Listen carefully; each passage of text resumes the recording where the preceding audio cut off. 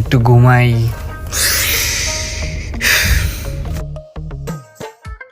ইমরান, ওই হয় না ট্যাডি দে। ওস্তাদ এখানে বকশিট সহ আছে। ওস্তাদ আমার বকশিটটা দিবেন না? বকশিটটা দিয়ে দেন উনি।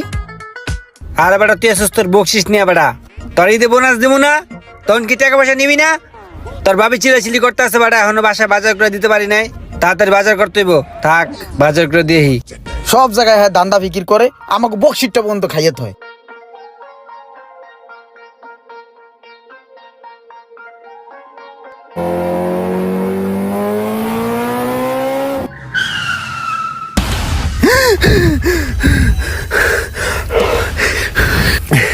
এরকম কি দেখলাম রে?